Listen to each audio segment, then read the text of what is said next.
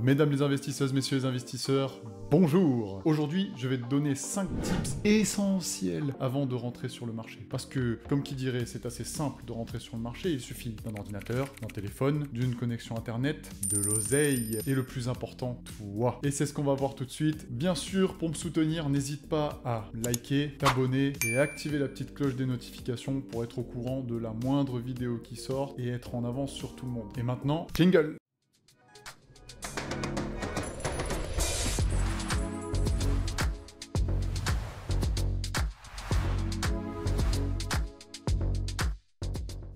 Le premier tips, et bien sûr le plus important, n'investir que ce que l'on est prêt à perdre, mais aussi avoir fructifié. Le tout, c'est de ne pas avoir de besoin imminent, c'est-à-dire que si ta voiture est en panne, ou quoi que ce soit qu'il t'arrive dans la vie, il ne faut pas que tu pioches sur cet argent pour investir dans la crypto-monnaie. Concentre-toi d'abord sur ce qui te permet de te rapporter ton salaire, de voir ta famille, tes amis, et de profiter de la vie. Identifie le budget à la fin du mois que tu peux mettre de côté pour investir en crypto-monnaie. Cet argent, bien sûr, une fois qu'il sera investi, ne sera pas bloqué. Tu pourras en disposer de la façon dont tu veux, sauf cas particuliers comme le staking par exemple, ou des pools de liquidité. Cet argent pourra donc bien sûr, dans la plupart des cas, être tiré à volonté, mais il faudra faire attention car tu devras assumer des pertes ou des profits qui ne seront peut-être pas à la hauteur de tes espérances. Il serait dommage absolument de devoir disposer de cet argent s'il t'arrive un petit pépin. Deuxième tips, définir quel type d'investisseur vous êtes et définir votre stratégie. Si l'on commence par le type d'investisseur, est-ce que vous êtes plutôt sur de l'investissement long terme ou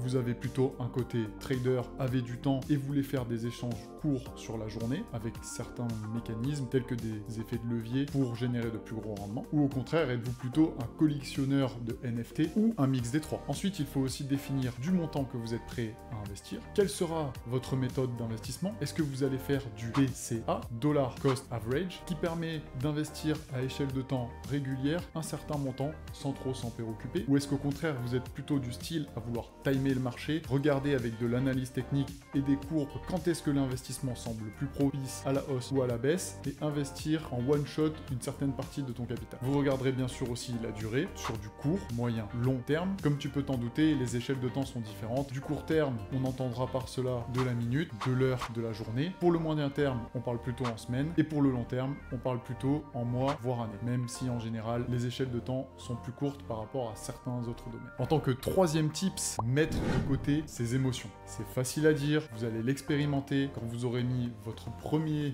billet sur la crypto-monnaie, vous verrez, vous commencerez à ressentir différentes émotions. Est-ce que vous êtes prêt à faire le yo-yo, passer par du plus 800% à du moins 80%, à revenir à break-even, c'est-à-dire à zéro, aucune perte, aucun gain? Ces différents mouvements vont entraîner en vous certaines émotions auxquelles il ne faudra pas céder. Ils pourront vous faire réagir irrationnellement, vendre trop tôt, vendre trop tard, et bien sûr, ce n'est pas ce que l'on veut, puisque l'on a identifié une stratégie propre au départ et on doit la respecter. Lorsque vous vous sentez submergé par une certaine émotion, je vous conseille d'essayer de trouver une parade, c'est-à-dire de vous raccrocher à votre plan d'investissement, de trouver une activité qui vous détourne le regard du marché, ou encore de demander conseil à des personnes qui sont peut-être plus calées que vous, peut-être moins calées que vous, mais en tout cas, cela pourra vous faire du bien de discuter, d'échanger sur vos sentiments et de la façon de les aborder. N'hésite pas en commentaire à me dire si un de ces tips te semble plus difficilement applicable qu'un autre pour que l'on puisse en discuter. Pour le quatrième tips, je te conseille de tenir un carnet d'investissement. Cela paraît un petit peu superficiel comme ça, mais je vous assure que cela vous aidera dans vos différents choix présents comme futurs. C'est assez simple. Tenez par exemple un Excel avec toutes vos positions lorsque vous rentrez à l'achat, lorsque vous revendez une position, mais aussi un carnet qui concerne vos émotions, vos bons coups, vos mauvais coups, ce que tu as ressenti pendant ou encore après. Cela permettra d'éclairer tes prochains choix, mais aussi de tenir note de tout ton historique et de pouvoir suivre ton évolution. Pour le cinquième tips, double tips, ne pas être impatient, ne pas s'attendre à un fois 1 million en une heure.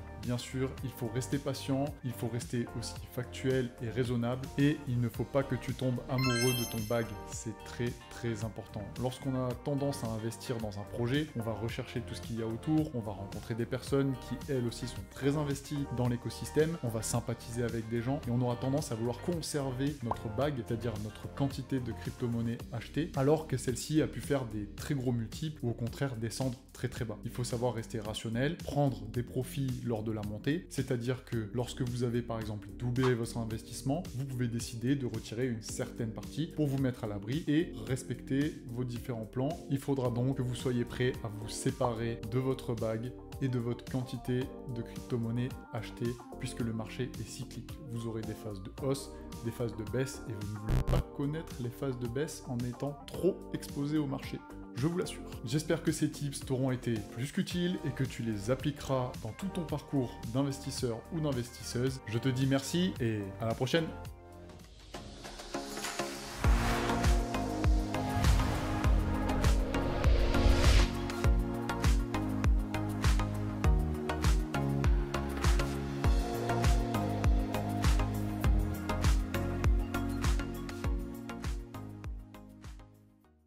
N'oublie pas que le contenu de cette vidéo n'est pas un conseil en investissement et qu'il faut toujours que tu fasses tes propres recherches.